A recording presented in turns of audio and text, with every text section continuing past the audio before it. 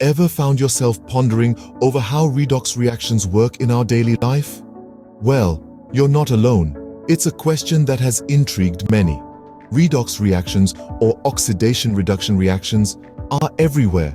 They're crucial to the functioning of batteries, the rusting of iron, and even the process of photosynthesis in plants. In essence, redox reactions are all about the transfer of electrons. One atom loses electrons and gets oxidized, while another gains these electrons and gets reduced. It's a beautiful dance of give and take at the atomic level, a fundamental interaction that allows life and many technologies to exist. These reactions are not just limited to chemistry labs or industrial processes.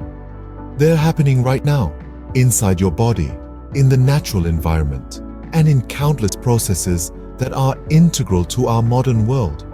So buckle up as we delve deeper into the fascinating world of redox reactions.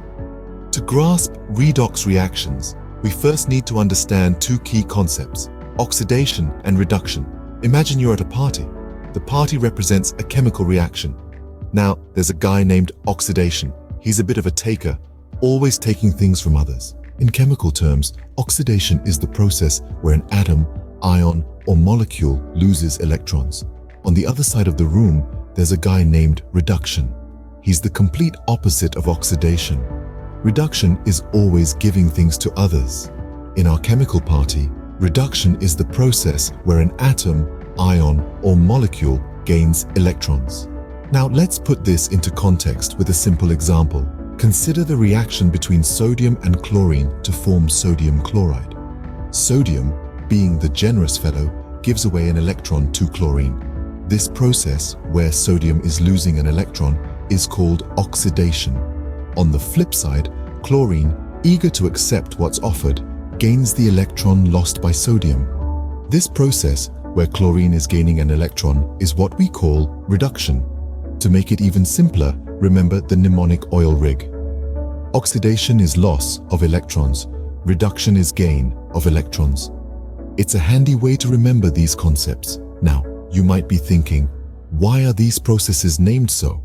Well, the term oxidation was originally used to describe reactions where an element combines with oxygen. Similarly, reduction was used for reactions where oxygen is removed from a substance.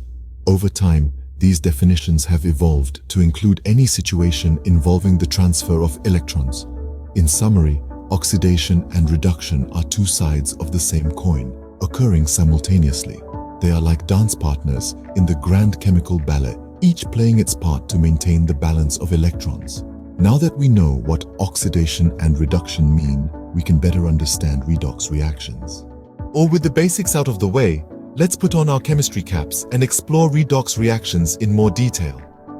Imagine two friends, oxygen and hydrogen. They decide to play a game of catch, but instead of a ball, they're throwing around electrons. Oxygen, being the more electronegative, catches an electron that hydrogen throws.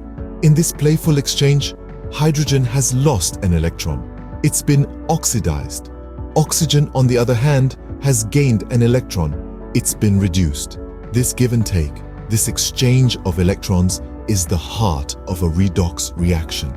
Now, let's introduce another friend into the mix: oxidation number. Oxidation numbers are like scores in a game. They help us keep track of the electron game between oxygen and hydrogen. When hydrogen loses an electron, its oxidation number increases. And when oxygen gains an electron, its oxidation number decreases. But how does this change in oxidation numbers help us? Well, it allows us to balance redox reactions. Let's imagine a tug of war with electrons as the rope. The team that pulls the rope towards itself is reducing its oxidation number, while the team pushing the rope away is increasing its oxidation number. By ensuring that the amount of rope or electrons gained equals the amount lost, we can balance the reaction. So, in a redox reaction, there's always a dance of electrons, a game of tug of war, with one substance getting oxidized and another getting reduced. And the oxidation numbers? They're the scorekeepers, helping us balance the reaction and ensuring that everything adds up in the end. As we delve deeper into the world of chemistry, you'll find that redox reactions are not just limited to oxygen and hydrogen. They occur everywhere around us and play a crucial role in many chemical processes. Remember, in a redox reaction, there's always a give and take. One atom loses electrons and another gains them.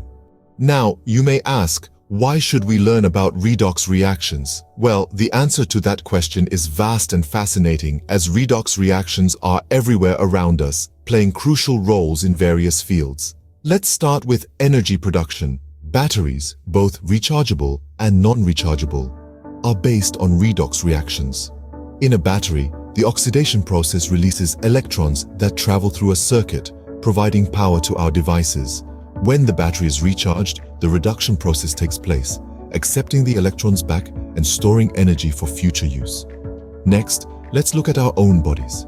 Yes, redox reactions are integral to our existence as well. They are involved in the process of cellular respiration, where our cells extract energy from the food we eat. This energy is used to power all our bodily functions, from thinking to moving. Now, consider the world of industry.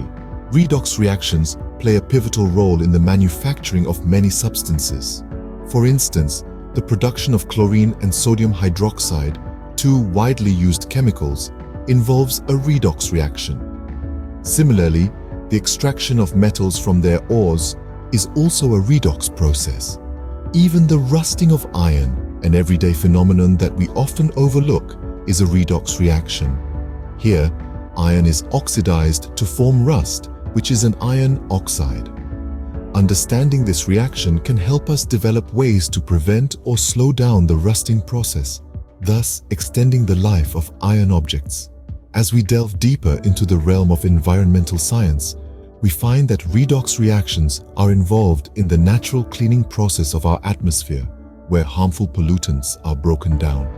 They also play a role in the nitrogen cycle, a crucial ecological process.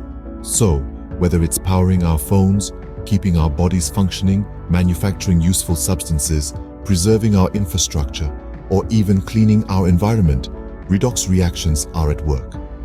They are the silent heroes of chemistry, constantly shaping our world in ways we may not even realize. As we can see, redox reactions play an integral part in our lives. Understanding them not only enhances our knowledge of chemistry, but also equips us to solve real-world problems more effectively. So, let's quickly recap what we've learned today. We began our journey into the world of redox reactions, delving into the heart of chemical reactions where electrons play hide and seek. We learned that oxidation is all about losing electrons, while reduction is the game of gaining them back. We also discovered that these two processes always go hand in hand, making them the dynamic duo of redox reactions. Next, we took a closer look at these reactions, understanding how the change in oxidation numbers helps us track the path of electrons. This, we saw, is crucial in balancing redox reactions. Finally, we explored the far-reaching applications of these reactions, from powering our batteries to protecting our bodies against harmful substances. Thank you for joining us on this journey into the fascinating world of redox reactions. Remember to like, share and subscribe to our channel, Facts Academy 0122. Also, we would love to hear your thoughts in the comments section. Until next time, keep exploring the wonders of chemistry.